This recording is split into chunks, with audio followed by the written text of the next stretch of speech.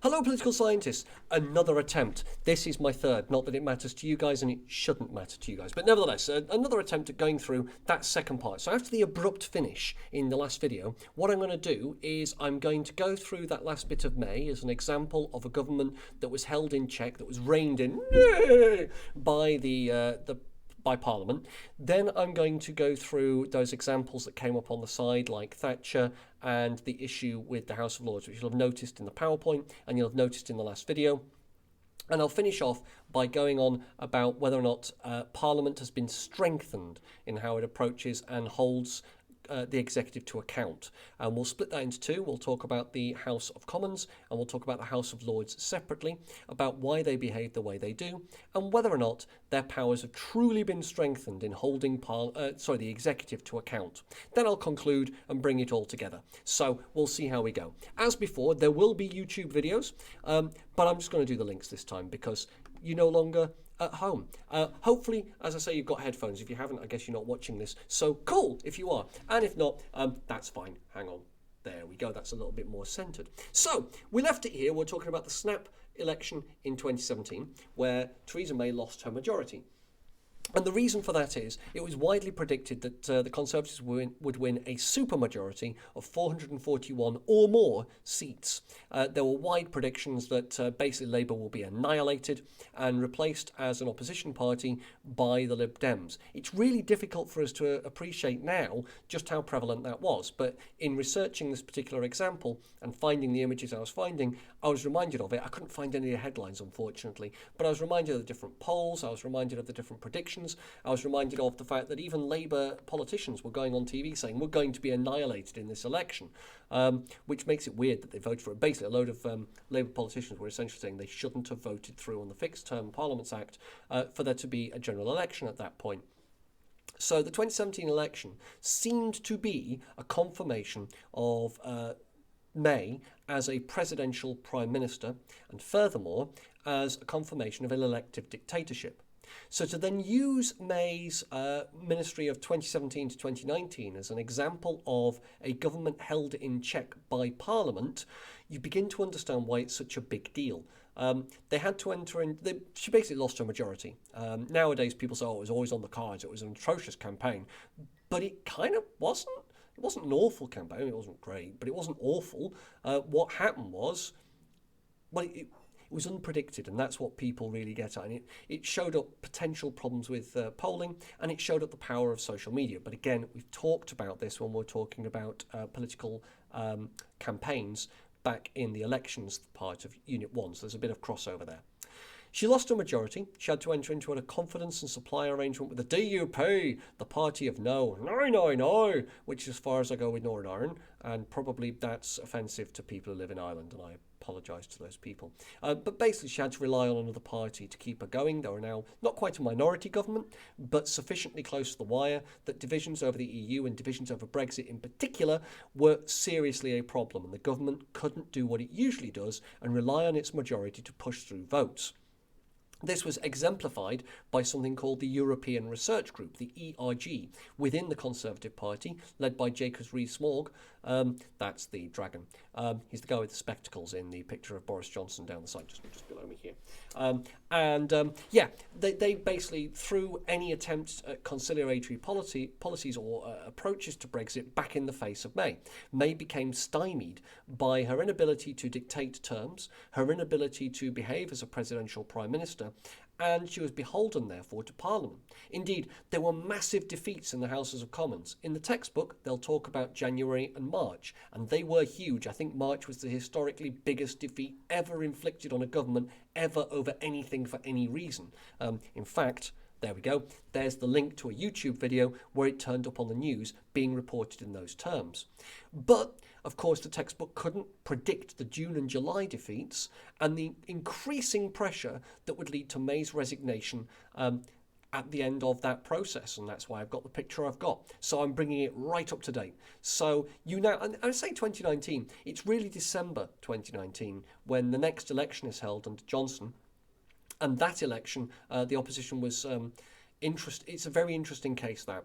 about how Parliament relinquished its control over the executive. It is the most powerful parliamentary control of the executive, I think, certainly in the modern era, and possibly ever, difficult to say for certain, but certainly since 1945, it's the most power a parliament has ever exercised over government business. That includes Labour between 74 and 79, it includes Labour between 2005 and 2010, and is significantly larger than both. So if you want an example of that, there is your biggest example, the example. Remember capital UR, meaning the first and most obvious.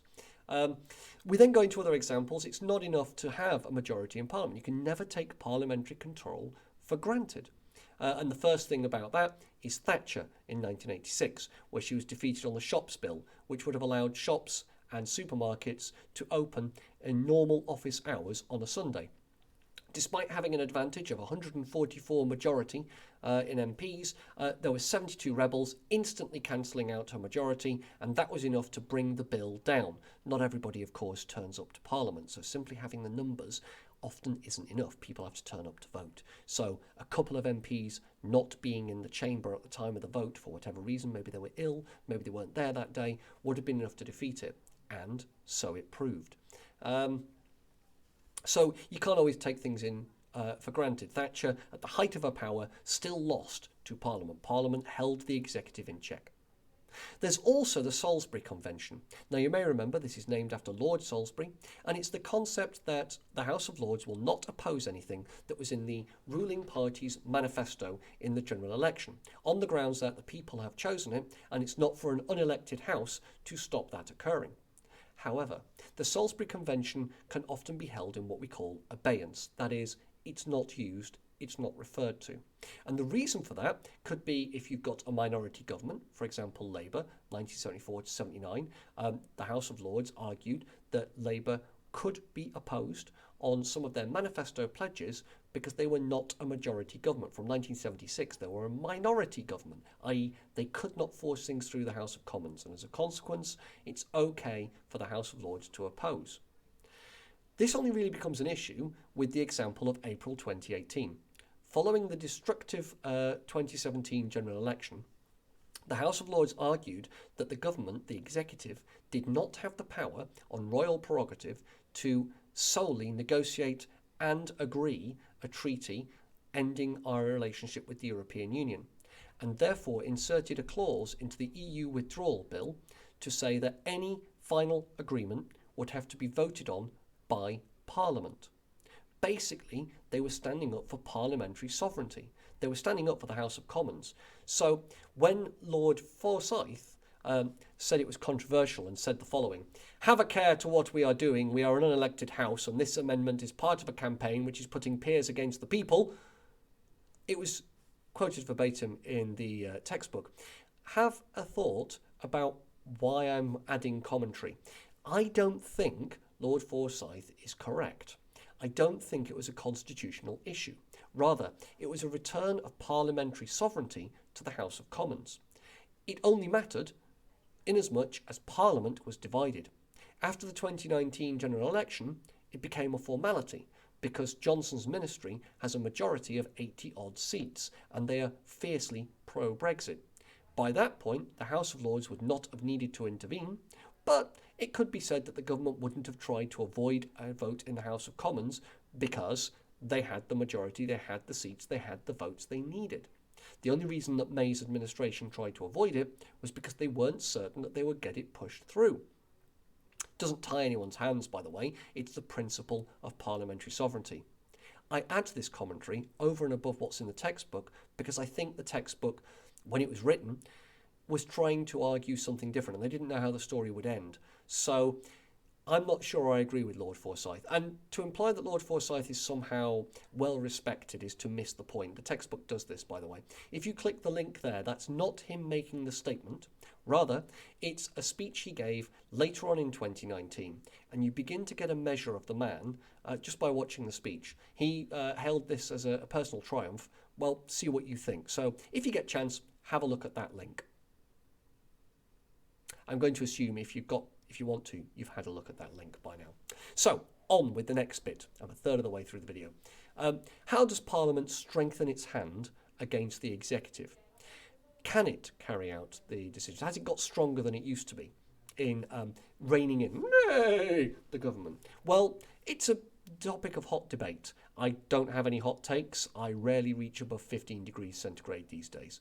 But what we can say is that Prime Minister's questions isn't a debate. There's no holding the executive to account. It's supposed to do that, but I could put any link from any PMQs between now and way back in January, and I think we'll all agree, or even as far back as December, or beyond, and I think we can all agree that there's not a lot of scrutiny going on, and there's not a lot of debate going on.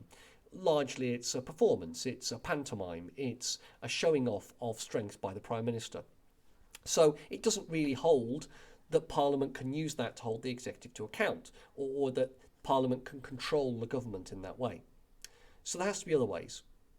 In 2009, Wright, a Labour MP, proposed that there be a committee of backbenchers, that they could put forward business on different days. And lo and behold, in the coalition government it was passed, and it became a thing with 2010, the Backbench Business Committee.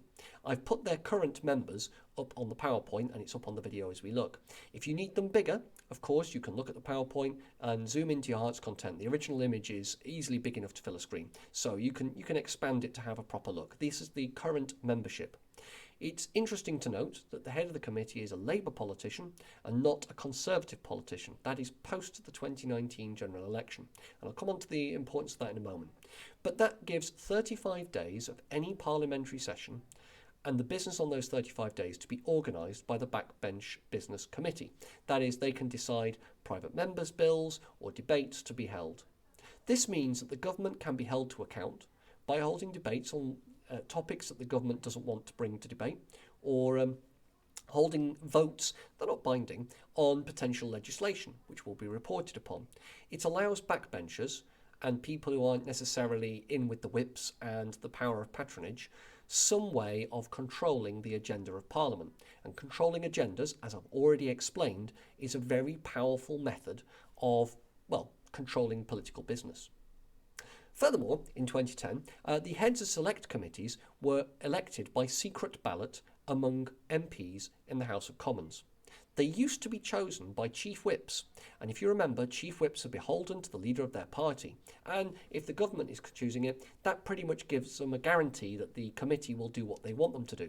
A select committee, if you remember from earlier in the course, holds parts of the executive to account. It brings cabinet ministers and asks them questions, and it can submit written questions, and it can submit scrutiny of various bills or legislation and bring things to judicial review.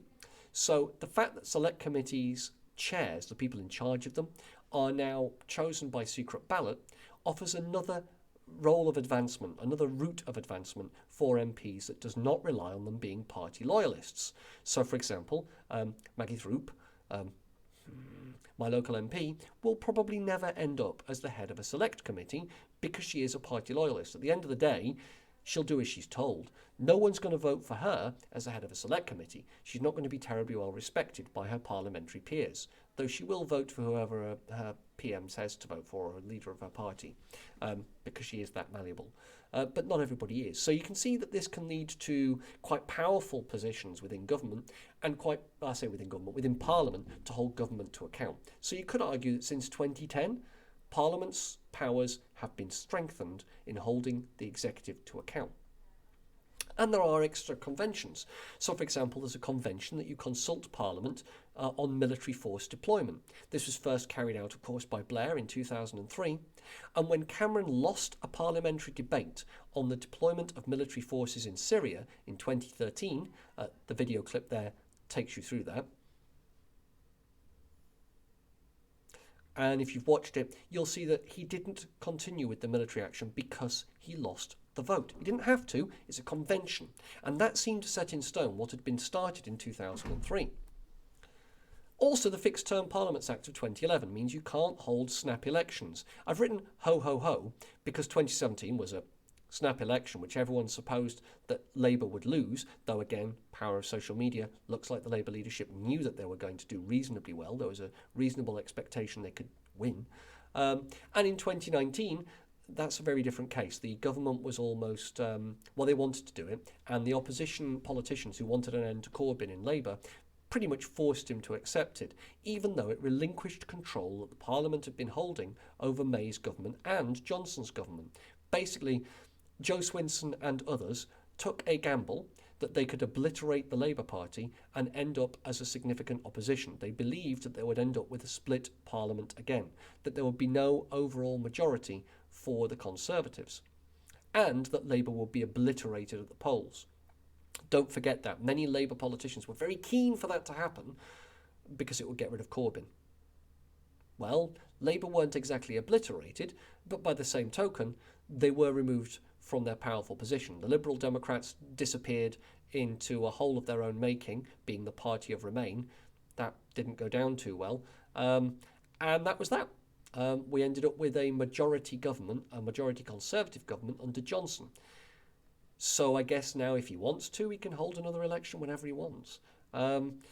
Basically, the reason I've written ho, ho, ho is because they keep talking about ending the Fixed Term Parliaments Act.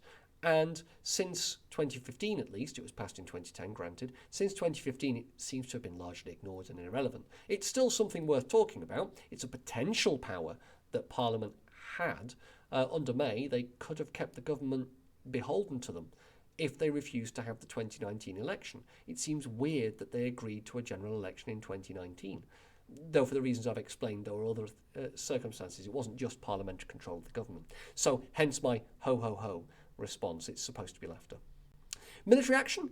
Well, I said that there was a convention in 2003, sure, but then the most recent military action in Syria was carried out by May's administration in 2018, and she ordered airstrikes without going to Parliament. We've used it as an example before, actually, with Corbyn referring to Robin Cook's speech as the power of cabinet government, for example. So you already know the example. Go back and have a look at the video if you don't remember. But right here, it's an example that maybe Parliament's strength has not been increased. What about House of Lords? Well, since the end of hereditary peers, they've become a more professional body. They are more accepted as experts. And as a consequence, you could argue that they're more able to use the powers available to them. Furthermore, having lost their inbuilt Conservative majority, though they are still a Conservative majority, it's just not certain, they've become, well, more expertise, I suppose, and less Conservative small c. So there's no change in the powers they have, just a change in their willingness to use them. And it's worth pointing out that between 1999 and 2010, so 11 years, there were 450 votes lost in the House of Lords by the Labour government. Just keep that in mind. That means that the Labour government lost, roughly speaking, 11 votes, slightly more, every year. 4 votes, no, not 11, 4 votes, not 11. So 4 votes every year. Keep that figure in mind, I'll come back to it. Because the next time we talk about it was in 2015. 4 votes per year lost in the House of Lords. In 2015, the government lost their first vote in the House of Lords. So for 5 years, they hadn't lost a vote in the House of Lords. Intriguing. Almost like a Conservative government gets a fairer crack of the whip from the House of Lords. Anywho, it was to do with tax cuts. Tax credits, cuts to tax credits. Now, according to the Parliament Act of 1911, the House of Lords was unable to oppose this move because it was financial legislation.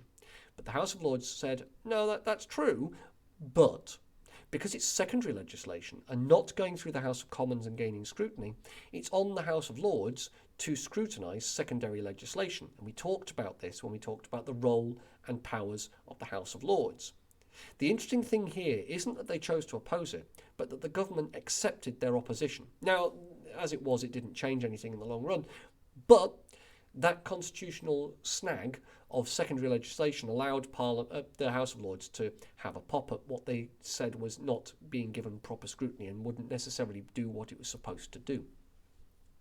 They were much more proactive as well between 2018 and 2019 in opposition to government EU withdrawal bill, but I come back to. This is not to be painted, as Lord Forsyth would surely paint it, as an effort to stop Brexit. Rather, it was an effort to stop the executive dominating Brexit and to replace that instead with a parliamentary control. In this case, the House of Commons. Weirdly, the House of Lords was standing up for the House of Commons. So again, keep in mind the 4 defeats per year that the Labour governments faced between 1999 and 2010, and contrast that with 2 or 3 defeats in 2018 to 2019 and one defeat apart from that in 2015, and you begin to realise that maybe they're not strengthened, they're just used differently, and because it's more difficult, because it's not an internal bias against the Labour government, there's more agreement, so they can push things a little bit more. I don't know, that's my analysis. Don't take it as read, that's just my view on things. The textbook has a different view, and perhaps rightly so. So what conclusions can we draw? We can draw that you can't make any definitive comments, nothing definite about the role of executive being reined in by Parliament. You can't say with any degree of accuracy that one thing holds true forever. Now, you can make trends, and a trend is where you get a series of small examples that add up in the same direction.